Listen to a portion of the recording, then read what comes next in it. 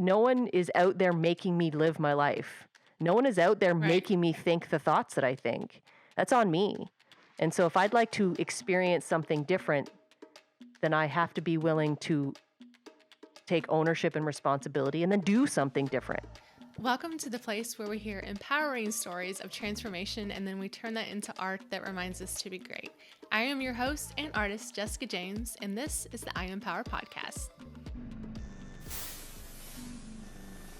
Thank you, Dionne, so much for being on today. I'm really excited to get to talk to you. I am super excited. Love your podcast. Love the work you're doing, Jessica. It's awesome. Yay. Thank you. And I just want to tell you how much I love your name. I just love it. It's so pretty and unique. And when you messaged me on Instagram, I was like, I hope I'm saying her name right. And then we got a chance to talk before today's show. And I'm like, am I saying it right? And you're like, yes. I'm like, I love it. It reminds me of like Celine Dion. Thank you. Well, it's funny. I do have like a celebrity story to go with my name. So my name, before I was born, my name was Sarah, with an H, according to my dad. And my mom was like, I don't think so. I don't think that name is enough. I don't know. My mom is a very awesome human and was like, nope, we're going to change it. My dad's like, whatever. So Dionne Warwick was on the cover of the TV guide, for those of you who are old enough to know what that is, the Right. week I was born. And my mom was like, yes, there it is. And That's it. my grandmother had wanted my mom to name me after one of the Dionne quintuplets, which of course up in Canada, they're kind of a big deal. The Dionne quintuplets having been the first quintuplets ever, blah, blah, blah. And my mom's like, no, their names suck, which is unfortunate because my grandmother's named after one of them. And my mom, so when she saw Dionne Warwick on the cover of the TV guide, she's like, yes, that's it. That's her name. So that's kind of how it came to be. And since then, I've been referred to through celebrities like Celine Dion, Deion Sanders, Dionne and the Belmonts, and it all depends on the age of the person who's making the reference. And then I'm like, yes, Right. just like that. And so for all the Dionnes out there, I feel you on that. Yeah. And thank you. I appreciate that. I just love it. I love a good name story too. Everyone always is super interested to where did that name come from? And Right? well, especially more, I would say, I'm not going to say especially, I'm going to say more so when it's a unique name. They're like, oh, where'd that come from? So, Right.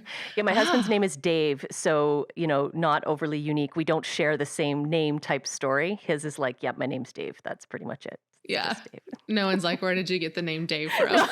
No. Poor Dave.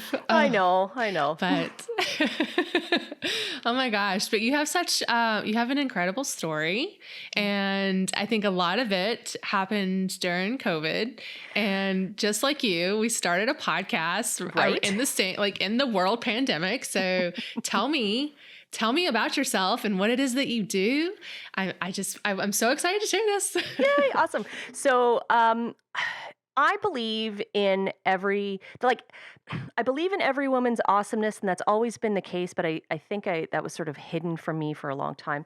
I really believe that we can end the battle with our inner critic, and we can each embrace what it means to be unique and awesome. And I used to be really, really loyal to my good on paper life. I was very loyal to my never ending to do list, and I was extremely committed to my belief that it was my job to make everybody else happy. And then after years of feeling like no matter what I did, I wasn't appreciated, and no matter how hard I tried, it would never be enough. I broke down. I had my fourth big bout with burnout. And I want to say it was my last one, but there was a smaller one after that. But after that fourth one, I was like, okay, I can't keep doing this. I can't. It feels like this never-ending story. And I realized that I had been trying to fit into a antiquated, oppressive system that was not meant for me to try to fit into, that I belonged really somewhere else, to be doing something else. And that my happiness was really the only thing that mattered. And the fact that I could flourish without having to ascribe to all of these social norms that were impressed upon me since before birth, and do something about it. So I that's kind of what I do now. And I inspire other women who feel that like this can't be all there is. Like this can't be it. My life Right. cannot just be this constant do, fall down, do, fall down, right? And so I went out on my search for whatever the fuck I was supposed to do with my life, my happiness, my joy, my wholeness, my whatever. And so, I'm a big book nerd. So it was like books, and I was introduced to podcasts. I remember I started listening to podcasts for creative entrepreneurs. I was neither creative nor an entrepreneur at the time. So I'm like, I don't know why I'm like super attracted to this, but I am. I got lots of therapy, love me, good therapists. I have great coaches. Um, but I realized I was struggling through, even while I was trying to heal, struggling through depression and even the unpacking of all of those sort of systematic beliefs and how limiting they were. There's lots of anxiety, identifying anxiety that's probably been with me since birth, but I didn't know that that's what it was. I thought everybody just lived their lives with a freaking hamster inside their head. And, really understanding nervous system dysregulation and coming to terms with my intense numbing behaviors. I have a whole bunch of them that I'm working through. And I uncovered after years of moving through this and trying to figure all this shit out that everything I'd been looking for was actually not out there. It was not out in somebody else's ebook or in someone else's podcast. It was truly inside of yours truly.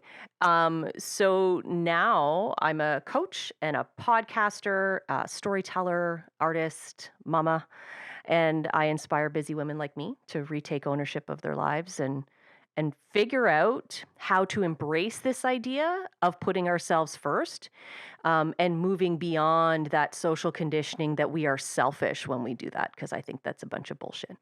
So yeah, that's Uh, the essence yeah. of me, and it has really fueled some great conversations, some great endeavors. And then, like you, when the pandemic hit, I had just spent years really cultivating and getting curious and really excited about this community of women that I had built, and so grateful for. I live in a small town, but still have this thriving community of like-minded women, and we used to come together regularly. And so pandemic hit, I'm like, where'd they go? Hello, friends, are you there? Come Like, back. no. And I instantly, like that March, was like, okay, we need to figure this out. We need to come together. So I started this little daily 2-hour Zoom call called The Break Every Busy Woman Deserves, and invited all my people to come and just hang out and not be as freaked out as we were, and to try to get some clarity on how we were going to navigate through this serious hot mess.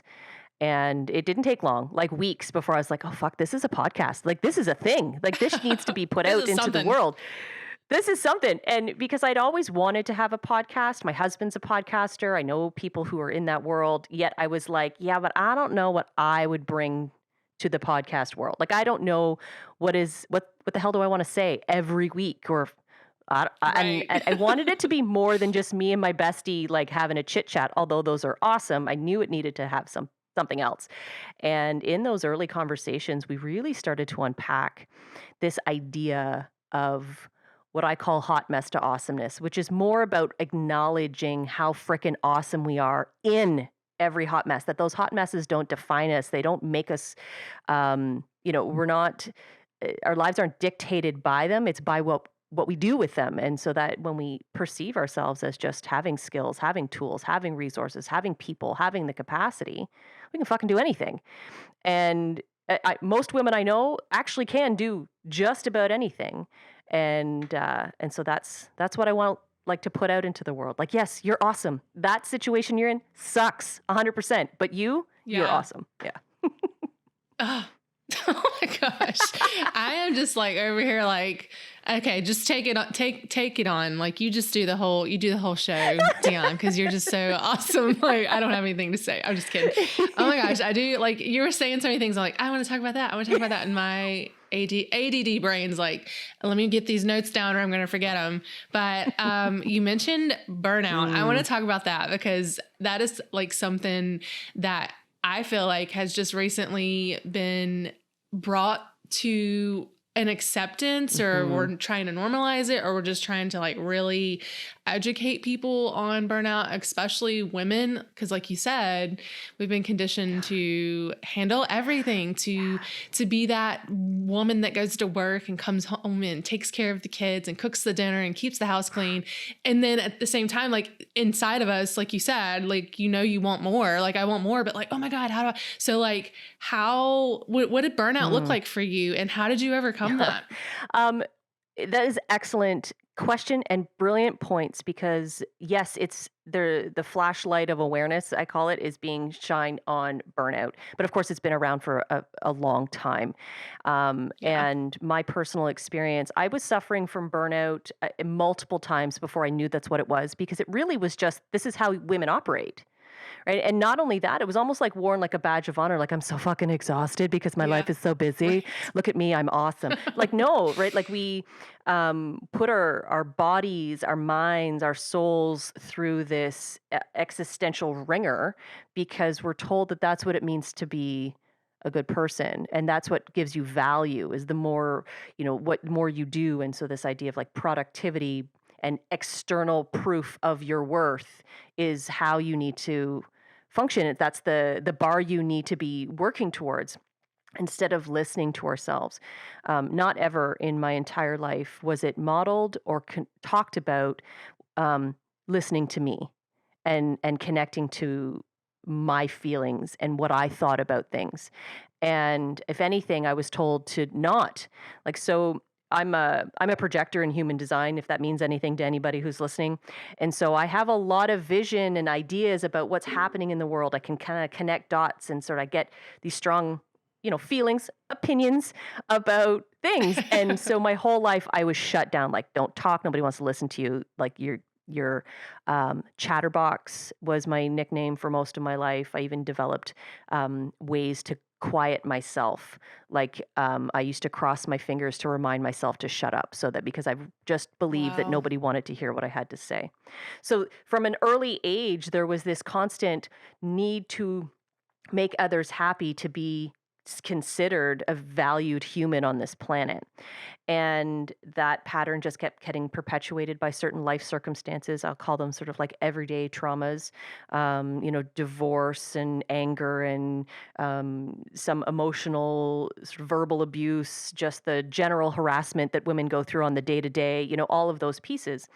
And my pattern of behavior is just do more until things get better, just do more until someone's happy, just please the fuck out of everybody. And Yeah. um, and so yeah, I hit a what I would call the burnout point. I mean, I didn't get myself physiologically tested for adrenal fatigue or anything, in my 20s, but I know it happened. I was numb, so a lot of my coping strategies were to escape the life I was living just to survive it. And in I had children in my late 30s, and then my anxiety could no longer be contained. I had all the strategies I was using kind of went out the window because apparently kids don't give a shit if you're having a hard day. They're supposed to like Right. their needs come first, and so I had a lot of postpartum anxiety and stress around that, and hit like I would say a number of rock bottoms. Um, but my more recent, the sort of pinnacle of my burnout was I had both my children, and then I had gone for a scheduled hysterectomy, which, by the way, is a whole other podcast talking about that whole experience. And I know that you had Caitlin on talking about what that meant in relation to, the removal of certain body parts that have hormonal impact. But anyway, um, Mhm. but in that experience, I was going through this spiral of blaming and self-hatred and self-loathing and depression and just constantly going, it's never enough. I even had a boss when I asked her full on, what is it? Why do you I can never make you happy? She's like, because I don't trust anything that you do. And she just kind of went into all of these what I at the time was like, how dare you? And then realized that's all sort of the shadow experience. I was presenting all these negative sort of energies out into the world. Mhm. And although I was thinking I was doing all these great things, I was really just sort of poisoning myself, my whole outlook and everything. So I had this surgery at the same time that I was like spiraling towards rock bottom. Like I was not in a Right. good space. It was kind of a blessing. My own personal experience of having this opportunity to take a few months off from my life because with the hysterectomy I couldn't even get up. Like I couldn't do anything. And so I had family come and help with the kids. And then I'm like, I'm just going to read some books, I guess. I don't know. Um, I don't know what to yeah, do. and so I ended up reading Jack Canfield's The Success Principles. I consider that like cut my teeth into the self help world with that particular book, and it's a doozy. It's a big one, small print, um, and it was sort of my foray into like you're allowed to want things. What? You're like, what? You are allowed to take care of yourself first. What? What? And it was like this. What? And a lot of the dysregulation in my body started to shift because I had parts removed that were causing some of those complications. I learn now that it was more trauma that was causing those complications, but I learn, I grow, and I learn. Right. But I actually had some time to go, what the hell do I want? Oh my God, I want things. So I think before I even went back to work, I set up um, a art station in my kitchen, and I had a infant and a toddler, and I told them they weren't allowed to touch it. It was all Crayola markers, and they weren't allowed to touch them. And coming from a place where I was like, I'm not creative. I don't do anything for me. I could never be messy. I'm the perfectionist. I'm everything has to be just so. Most of the people in my life used to joke and say that I had OCD because nothing could be out of place at any given point. And there I was Right. making art, which was about getting messy. And that is kind of what pulled me through that particular burnout experience, and it really opened my eyes to me. Like, I started to look at me and think about me and what I wanted and what made me happy, and, gave myself permission to explore and kind of and get to that edge of my own boundary, like, my own comfort zone, and dip a toe out and go, "Ooh, okay, what's happening over here? What if I did this? What if I do this?" And, from there, it kind of just exploded with I freaking love myself. I declared myself an artist to the world, had no idea what that meant. I'm like, I don't I'm just gonna do it, and from there, it it took on sort of this new way of being that I want everybody to have that experience. I don't want anybody to experience the shitstorm that I went through, but if you are there, then to be able to just kinda go, "Wow, like, I do love me." I didn't know what that meant my whole life. People would say that, and I'd be like, Yeah. I don't Uh, understand. I don't understand." So, yeah. yeah. Oh, yeah. Well, because like that, whenever, like, I remember when I was, figuring out who Jessica was, which was like early 30s.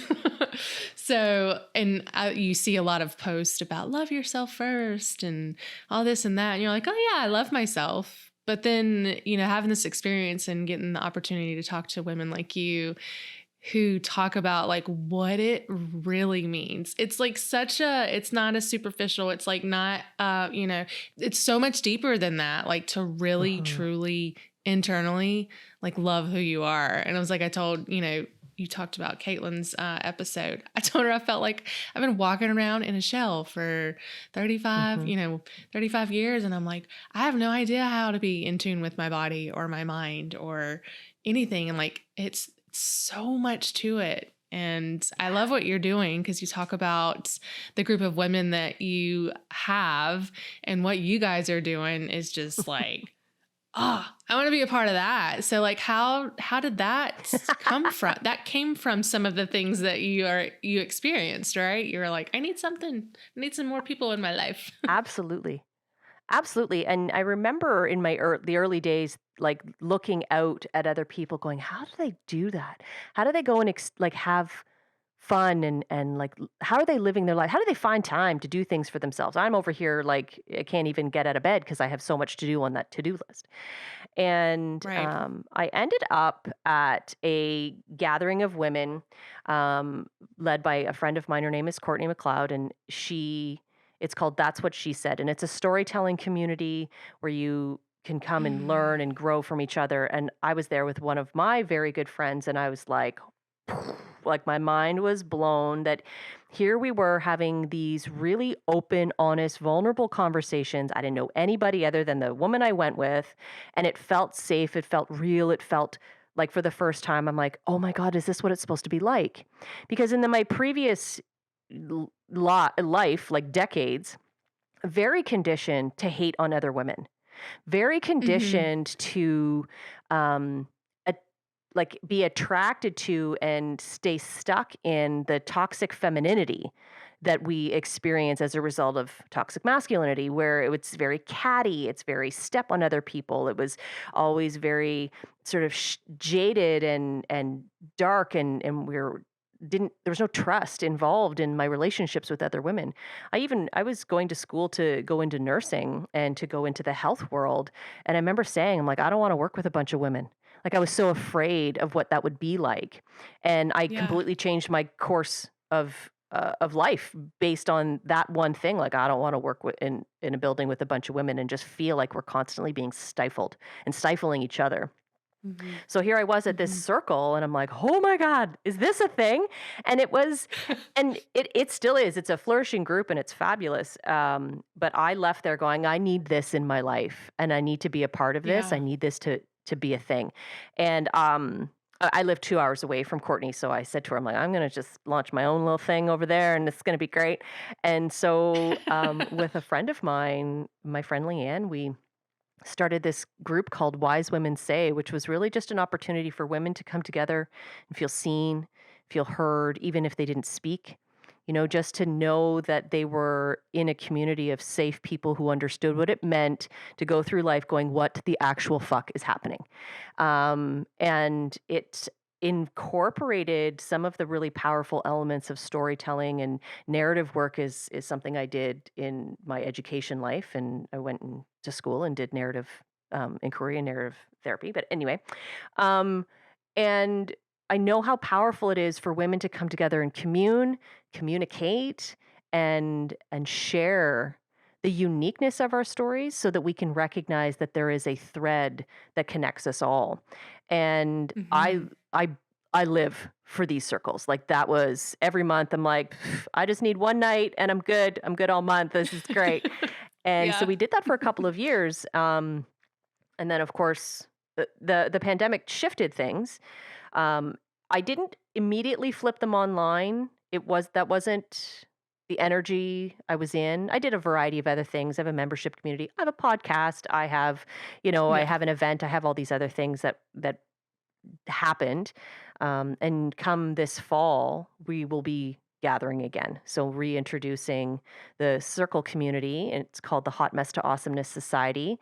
And it will be hybrid because of course now I have this beautiful community of people that live nowhere near me. Right. And so creating that space again, in a way that can include people from all over the world. I'm so freaking excited. Holy moly. Oh my gosh. Yeah. It sounds like you have some amazing things in the future for you. Yeah. Like, so I want to talk about, I mean, I really want to just touch on the whole community of women and what you said and growing up. Like, it's almost like it's just ingrained in us with like TV shows and Mhm. movies. Like, women are just, you can't trust them. Hello, beautiful. I just wanted to pop in here really quick and remind you that if you love what you're hearing and you want to hear more of it, don't forget to like and subscribe to our channel so that you don't miss next week's episode of I Empower. And if you're feeling extra generous and you would like to give us a review, we would greatly appreciate it. Those help bump us in the algorithm so that more people are able to find these empowering stories to help them. Also, don't forget to check out the art that goes along with today's episode. You can do so at iempower.club or on Instagram at @IEmpowerClub. And if you personally feel connected to the story and the art and you would like to purchase a limited edition print that goes along with it, you can do so on our website. As a reminder, all of the art sales go to support the podcast and help us continue this mission each week of bringing you empowering stories. All right, back to the show. And with us being social creatures, like we need that connection. And we need to connect with people that know what we go through, because what a man goes through is different than what a woman goes Mhm. through. And so I just love the fact that you're creating this and like normalizing and like making this a thing. I'm over here like, how do I get involved? Because I want to talk to women that make me feel good about myself too, like, and make me feel seen and heard in the things that I struggle with, because ultimately, you know, and that's kind of what we're trying to do with the podcast here, is just help women realize that like we all go through very similar Mhm. situations, and like how you feel is valid. Your experiences are valid. Like, and let's just connect and be, like you said, awesome. Right, and the caveat, I guess, is, we get so inundated in the little worlds we live in. And what I mean by that is in, Mhm. the small groupings that hold you, you are the five people you hang out with most kind of idea. And Yeah. it can be really challenging to step out beyond our model of the world and the model of the world that everybody in around us believes in. And so when we try to move beyond and to believe something different, to raise vibration, to challenge how we do things, to challenge mindsets, to do those things, it's exhausting to try to constantly not only deal with your own demons, your own inner critic, your own like unpacking of beliefs, but now you're running into other people's constantly because we're all woven Right. together kind of like a Venn diagram, right? So when you start to make shifts and make changes and change your energy and change what you believe and how you think, even if you don't say anything, that energy ripples out to all the people in your world. And if that disrupts their apple cart, they're coming down on you and they're going to try to pull you back in. And so the one thing that I found so powerful is you can just step out of that and connect with people who absolutely are functioning and have a deep desire to be at that vibrational level that you want to be at, and you can submerge yourself in that energy and practice being there so that when you go back to your everyday life, because that's what happens, you go back to your Mhm. partner who maybe doesn't see the world the way you do, family members, friends, coworkers, and you can feel more in control of this internal landscape that you've built, as opposed to constantly feeling like you're fighting.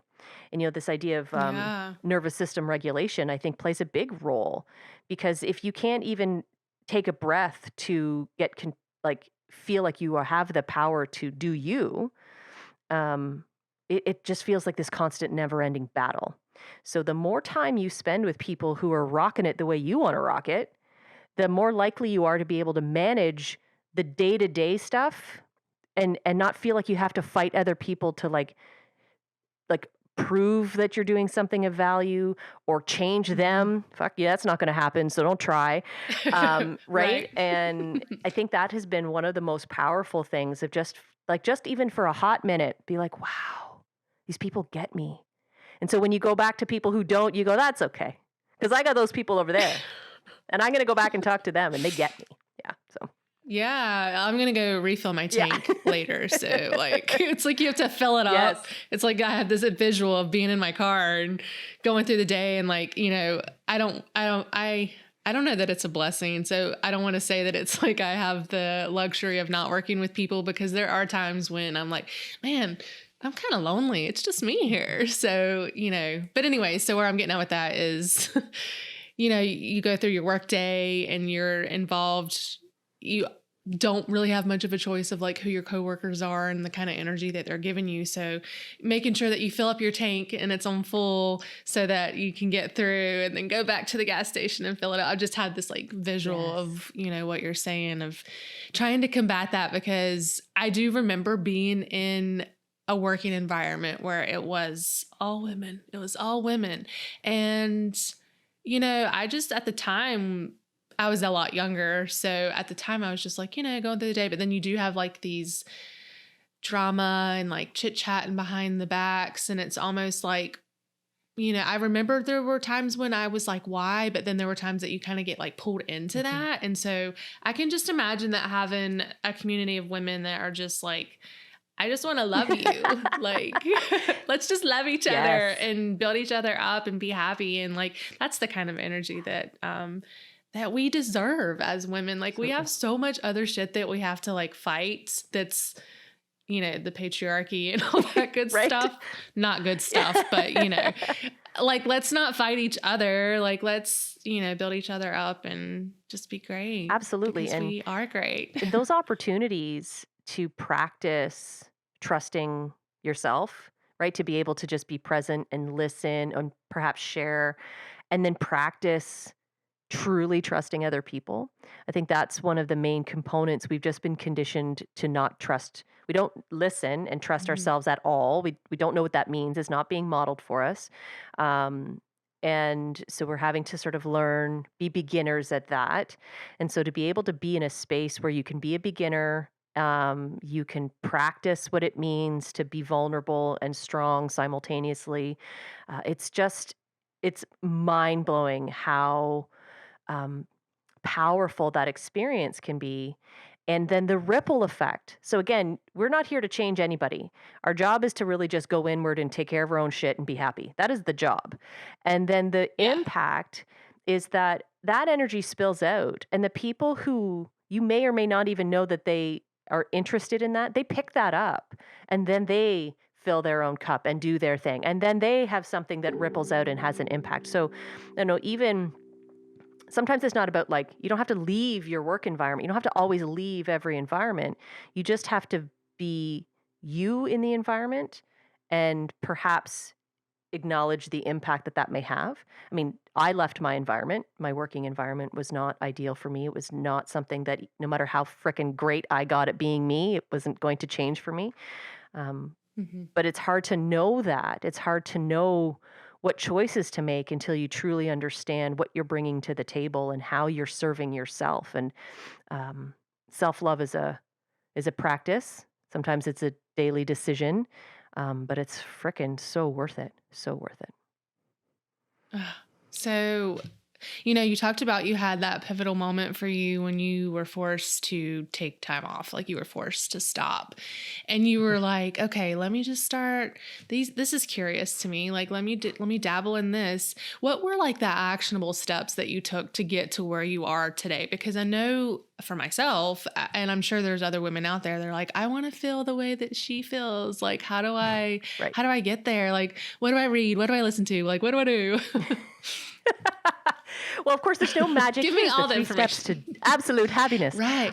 Yeah, And it's funny exactly. because the book that I read, like I said, The Success Principles, it isn't everybody's cup of tea. Like I said, it's a really Yeah. hefty book, and he has 67 success principles in it. And I gave it a go. I'm like, well, I'm here. So I read it, and then I started to try the things he suggested. And there were a few that stuck for me. And the more I practiced them, the more I realized that it's because they have, again, like a ripple effect. So one in particular was journaling. So I was like the anti-journaler.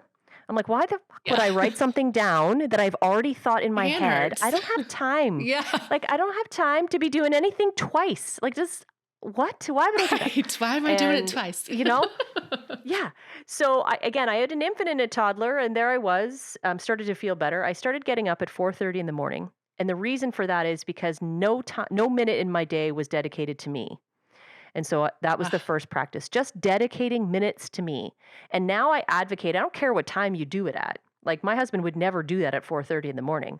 But whatever time you feel is your zone of genius, boundary the shit out of that and make it yours. So for me it was the morning. So from 4:30 to about mm. 6:30 when people started to want to be awake and like take my time, I started to journal. Now for the first I don't know. It's actually was on and off for many years, but for the first while, every morning I woke up and the first thing I wrote was, I feel like shit. Like just my whole body was not wanting to be there, Yeah. but I did it. I And don't want to do so this. his thing was like, it has to be non-negotiable. So non-negotiable means you don't negotiate it. So you don't lie in bed going, am I going to get up? No, it was non-negotiable. It was just it just was. Mm. So unless I was dying or there was a child attached to me, then I was up. And so journaling started to s- roll out from there. And it was, this is what I've read, this is what I'm feeling, this is what I'm going to do today, and this is what's interesting. And I started to get curious about my own thoughts. Started to get curious about why I do what I do.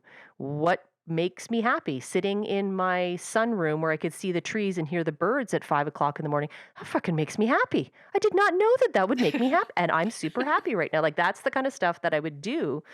And so this was in 2015. And so this has stuck with me, and I've been doing it ever since. And now I encourage people to find a way to be curious about themselves, and the act of journaling in particular. It is magical. As soon as you take something out of your head, let it flow through your arm and out your hand onto a piece of paper, it changes your perspective.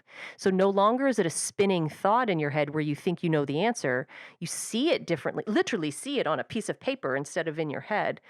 And it changes how you feel about it. It changes what comes up for you. It's almost a different way of having a conversation. It's like talking to your bestie and them going, "Yeah, that's not how that is." Like, "No, no, no, no, you're not looking at that the right way." And you go, "Oh, shit. Right. Oh, right." So journaling was Oh. really something that helped me to unpack things. Like I said, I gave myself permission to explore, I call it follow my fascinations.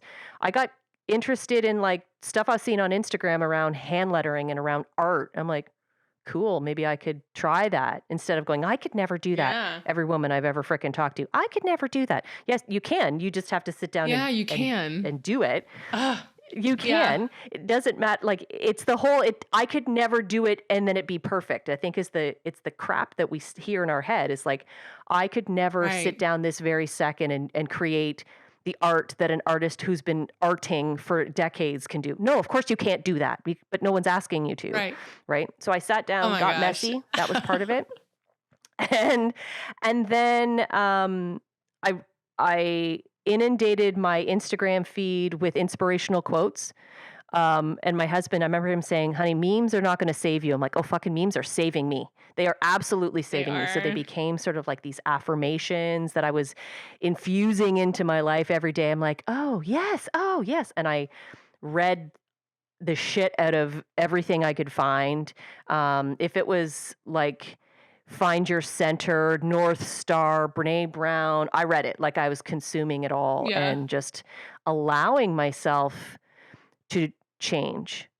I think that was the biggest thing, is giving myself permission to change and knowing that I had the power to do that and no one could take that from me, right? No one is out there making me live my life. No one is out there Right. making me think the thoughts that I think. That's on me. And so if I'd like to experience something different, then I have to be willing to take ownership and responsibility and then do something different. And so that's what I kept doing, just doing different things. And lo and behold, like a whole new experience. Um, what's interesting is people who I know and care about and who care about me. It was very much like oh, fucking thank God. Like, it's about time you got here. Right? So it's Yeah. not that I became a whole different person.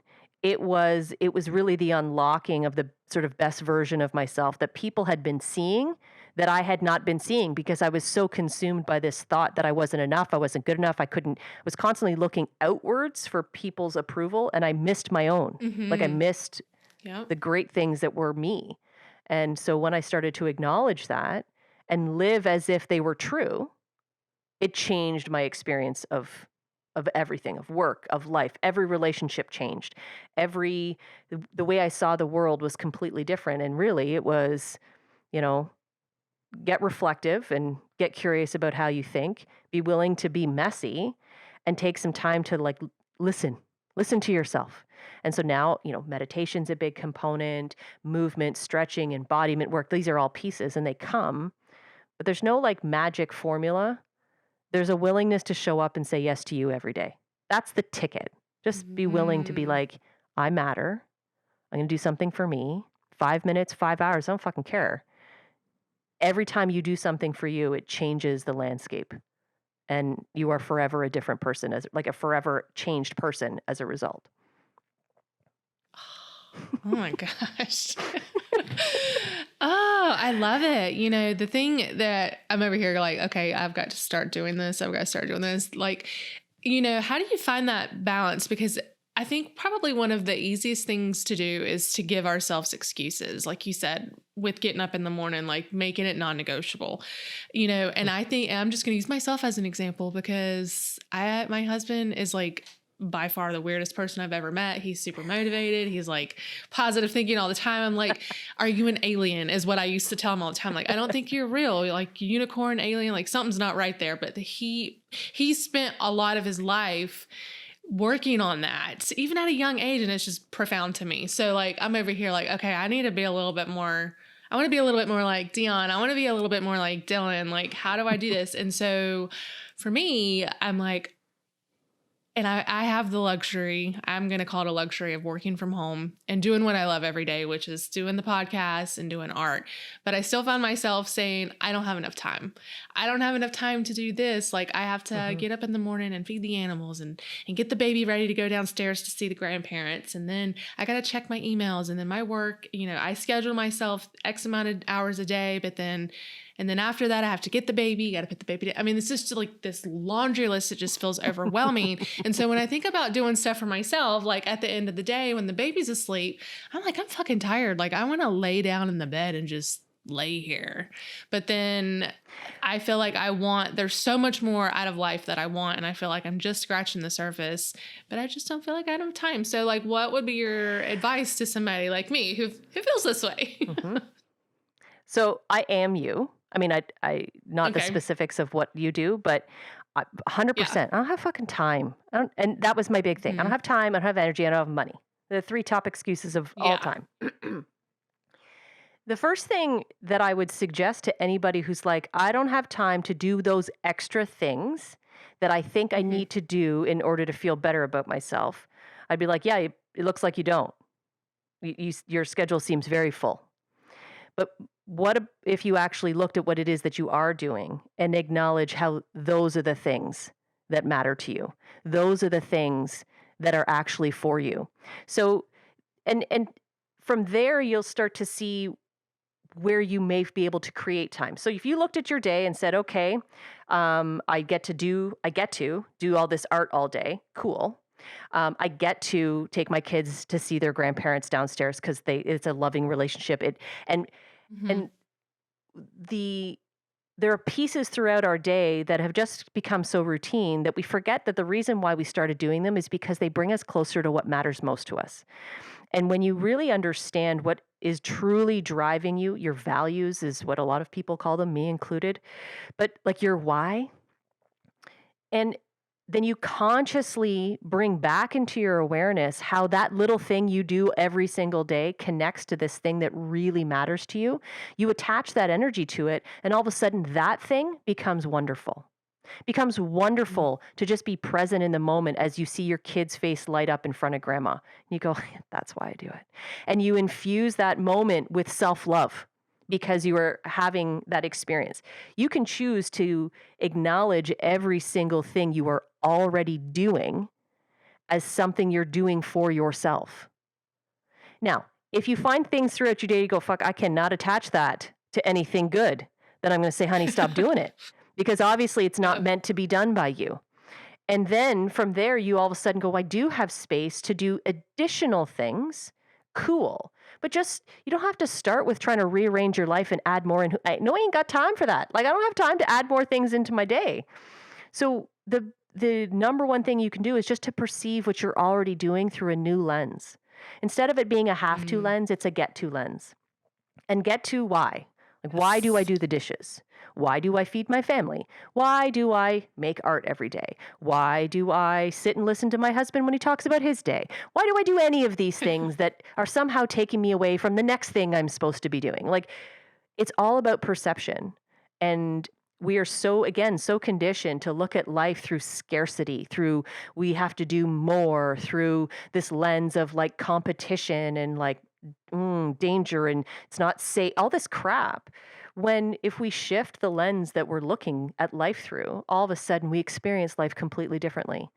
So you start there and then you're automatically filling that cup without you haven't done anything different all day. except look at what it is that you're doing differently. The cup fills, and all of a sudden, you attract new opportunities, you attract new relationships, you attract more of what it is that is already amplifying your awesomeness. And fuck, oh, look at that. And I just journaled every day this week. I don't know how, but it was just seemed supernatural. Was right in flow, and Yeah. I felt really good about it. And I absolutely had time because it was part of the energy system I've already chosen. This is the thing. This is it, okay? This is the nugget for this podcast. You are a grown up, okay? You are a grown up. You get to decide what to believe, what to think, and what to do.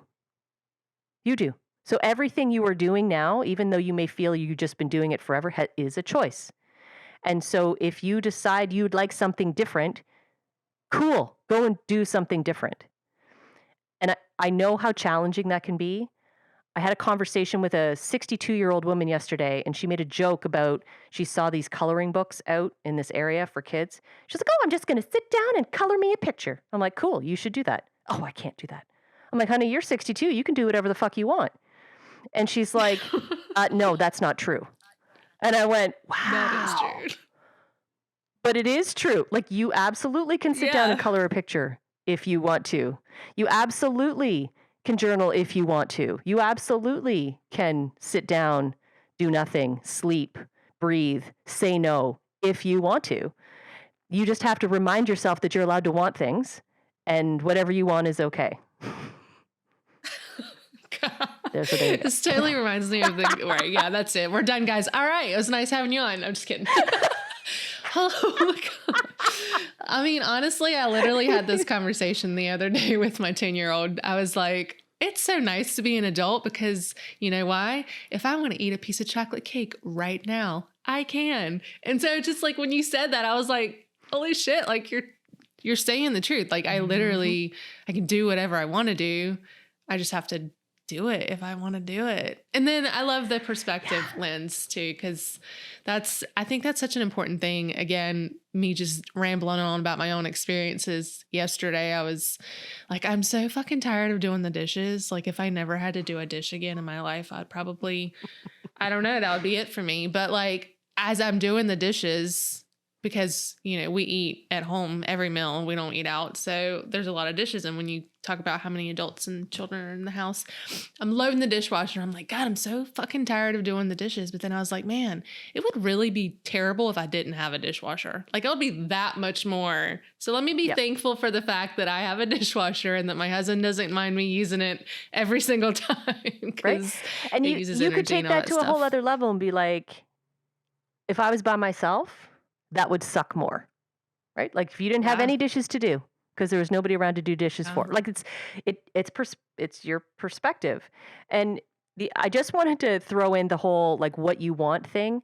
There's some like super stuff to unpack inside that too. Because don't tell me you want to eat chocolate cake every single day and then get all like, but I don't understand why I don't feel good inside my body. Yeah, because honey, you think you want chocolate cake. You ate chocolate. There's a difference between what you truly want and what brings your mind, body, soul joy, and what you've been conditioned to believe you want in order to live your life. Like I believe in a mind level that I absolutely love chocolate. My body, though, says, okay, you love 2. You do not love 22. Yeah. Right? There's a difference. And so learning what actually brings you your whole body being joy and then doing more of that instead of, yay, I can do whatever I want. Yes, you can, but there's still consequences to all those things. And so you have to think through what is it that I truly want from my life and I want more of. And then do the next right thing. Thank you, Anna from Frozen. But do the next right thing that's going to get you closer to that vision that you want to be living every day. You want to wake up to this energy. You want to wake up to these activities. You want to wake up to this sort of feeling and do that. Do more of that. I love that. Oh my gosh. Okay. So I do want to talk about your podcast Yay! real quick because I think it's awesome. Like So you have Hot Mess to Awesomeness podcast. Mhm. Tell me about that. Yeah. So the Hot Mess to Awesomeness podcast, like I said, sort of originated in those early days of the pandemic. And then it's shifted as we have all shifted and evolved and grown. And now it is a bi weekly podcast where I interview brilliant, awesome women who, in their own unique way, have experienced hot mess moments and learned and grown and like stumbled and fallen and understood, come to understand that their awesomeness is non negotiable. And from there, they are sharing their brilliance with the world in their unique and fabulous ways. And so, the audience or the guests range from every type of individual who has a hot mess experience. Some of them are business entrepreneurs. Some of them are creatives. Some of them are stay-at-home folk. Like the message that I want it to be super clear that we are all unified through these. There's some common experiences, no matter how unique our moments are. And through it all, you can thrive, you can flourish. And it takes support, community, takes resources, willingness. Like there's lots of things you can bring into the fold depending on how you learn and how you operate. And every day I'm reminded of how powerful it can be to just go, huh, wow, she went through that. And look there, maybe I can go through what I'm going through. Okay, next step, right? And it's been it's awesome. I love it. I love the experience of it. I love Ah, conversing with amazing people, and so for me, it's like I'm right in my wheelhouse having those conversations, and so it's kind of a gift to be yeah. able to do it and share it. Absolutely. I can imagine you're just like me. Like, I thrive on that. I'm like, give me all the information, tell me all your stories. I mean, and then it's Yeah. therapeutic. Like, this is therapeutic for me. So I can imagine that it's therapeutic for you as Yeah. well. So I can't wait to listen in to that. I will link that information in the show notes Awesome. so that you guys can subscribe to her channel and listen to what awesomeness she's got going on over there. So I do have one question that I like to ask all my guests. So if you don't mind, we'll jump right into that. We like to talk about power and think about power on the podcast and not thinking of that as a bad thing. How would you describe the type of power that you try to step into every day? Mm.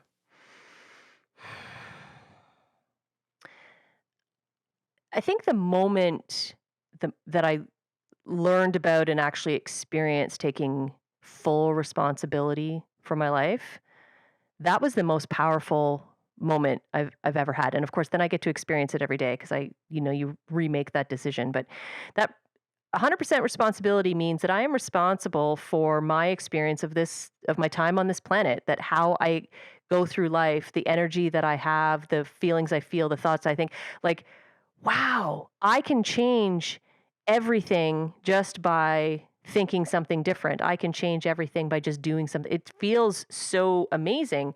And yet, for most of my life, didn't know I had that superpower. And we all have it. We even have biological systems in our brain that ensure that we get more of what it is that we want. We get more of what it is that we pay attention to. And I'm like, really? I can do that? Like the law of attraction actually there's a part of your brain designed for it. Like that to me is true power. And then knowing that by doing that, by taking 100% responsibility for my experience of this life, I don't live my life in a bubble. I live my life interacting with other humans.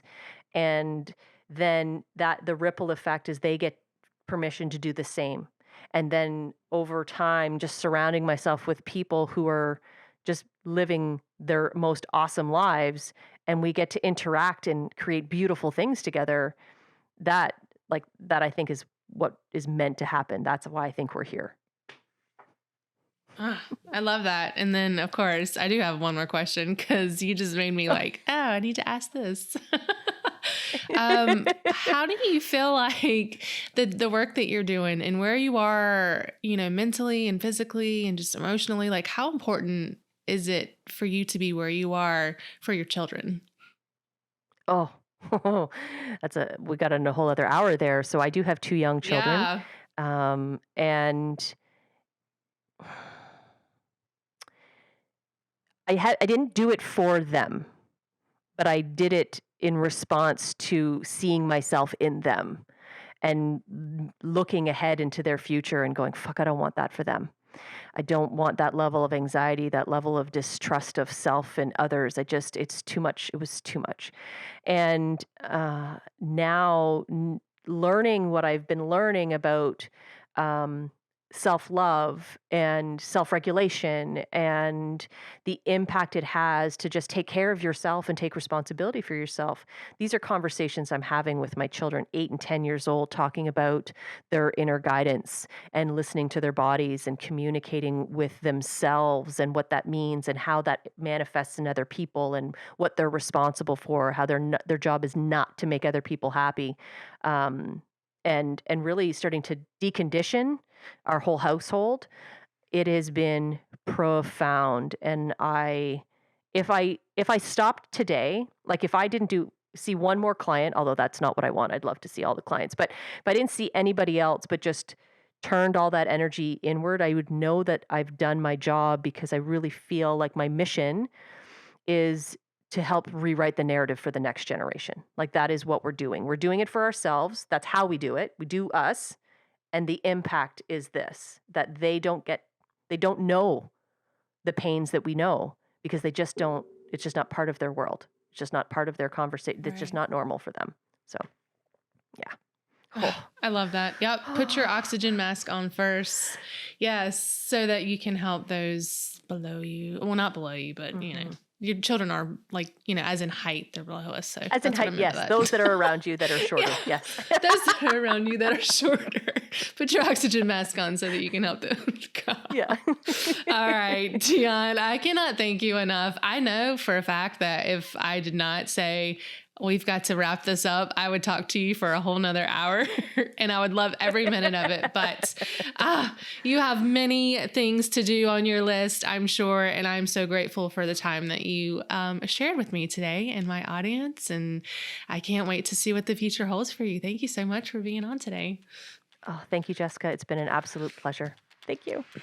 I want to thank you guys so much for tuning in today. I want to thank my guests again for sharing their incredible story of transformation with us. I have linked their social medias below in the show notes so that you can give them a follow through their journey. Also, don't forget to check out the art that goes along with each week's episode at iempower.club. If you personally feel connected to the art and you would like to purchase a limited edition print that goes along with it as your own reminder to step into your power, you can do so at our website. Don't forget to follow us on Instagram at iempowerclub, on TikTok at iempowerclub, and of course, YouTube at iempower. And don't forget to like and subscribe so that you don't miss next week's episode of I Empower. See you then.